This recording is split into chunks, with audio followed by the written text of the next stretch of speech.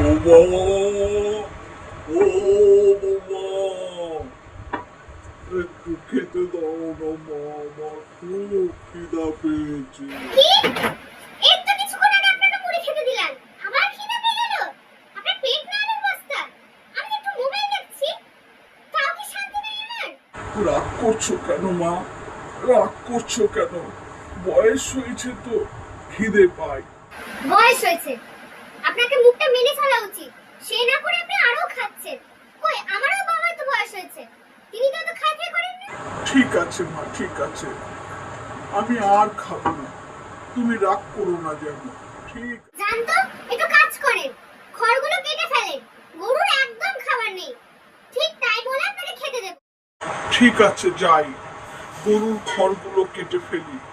গরুর খাওয়ার নাই, খড়গুলো না কাটলে আমারও খাওয়ার জুটবে না আজকে। যাই।